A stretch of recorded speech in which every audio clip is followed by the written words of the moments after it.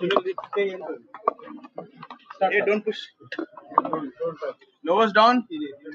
Secretary labour and employment Danakishore గారు ఒక 3-day workshop పెట్టారు for all the principals of ITIs. అందరికి తెలిసిన విషయమే, ఇండస్ట్రియల్ ట్రైనింగ్ ఇన్స్టిట్యూట్స్ ఏదైతే రాష్ట్ర వ్యాప్తంగా ఉన్నారో మారుమూల ప్రాంతాలలో కూడా ఈ ఇన్స్టిట్యూట్స్ ఉన్నాయి.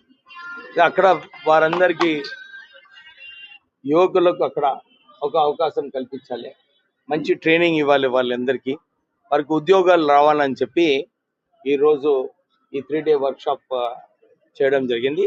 నిజంగానే నేను ఫస్ట్ టైం మంత్రిగా అయిన తర్వాత ఈ ఫస్ట్ మీటింగ్ అటెండ్ చేయడం జరిగింది. చాలా సంతోషంగా అనిపించింది. ఎందుకంటే ఈరోజు ప్రిన్సిపల్స్ వాళ్ళందరూ కూడా ఏదైతే వారు ఛాలెంజెస్గా తీసుకున్నారో, మా ఇన్స్టిట్యూట్ని మేము అప్గ్రేడ్ చేసుకుంటాము, మాకు ఇన్స్టిట్యూట్కి ఫుల్ సీట్స్ ఫుల్ చేయడానికి కూడా స్టెప్స్ తీసుకుంటాము, మాకు టెక్నాలజీ అప్గ్రేడేషన్ చేసుకోవాలని కూడా ఉంది. సో ఇవన్నీ విషయాలు వారందరం యాక్షన్ ప్లాన్గా తీసుకోవడం జరిగింది.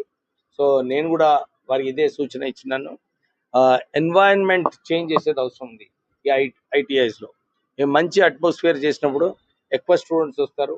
వారికి మనము ఈ టెక్నికల్ స్కిల్స్తో పాటు కొన్ని సాఫ్ట్వేర్ స్కిల్స్ కల్పిస్తే ఎంప్లాయ్మెంట్ పొటెన్షియల్స్ బాగుంటాయి. చాలా చోట్ల కూడా ఇండస్ట్రీస్ అందరు కూడా ఇదే కోరుతున్నారు. మాకు ఏదైతే రిక్వైర్మెంట్ ఉంటుందో అలాంటి స్టూడెంట్స్ ట్రైన్ అవ్వటం లేదు. సో ఇది ఒక కంబైన్డ్ ఎఫర్ట్స్ అన్నమాట. నేను అదే చెప్పాను. రాష్ట్ర ముఖ్యమంత్రి గారు స్కిల్ డెవలప్మెంట్ సెంటర్ ఏదైతే మన న్యూ సిటీలో ప్రారంభం చేయబోతున్నారో అది కూడా ఒక పెద్ద అవకాశం అన్నమాట. సో ఆ స్కిల్ డెవలప్మెంట్ సెంటర్ సక్సెస్ఫుల్ కావాలంటే ఈ ఐటీఐస్ అన్ని కూడా సక్సెస్ఫుల్ అయినప్పుడే ఒక ఆల్రౌండ్ స్కిల్ డెవలప్మెంట్ జరుగుతుంది. సో మాకు ఇంకొక 4,000 crores బడ్జెట్ అవసరం ఉంది ఐటీఐస్ని అప్గ్రేడ్ చేయడానికి, కొత్త అడ్వాన్స్ ట్రైనింగ్ సెంటర్స్ స్థాపించడానికి. సో త్వరలోనే ముఖ్యమంత్రి గారితో కలిసి ఈ బడ్జెట్ రిక్వైర్మెంట్స్ కూడా మేము పూర్తిగా చేసుకుంటాం. Thank you.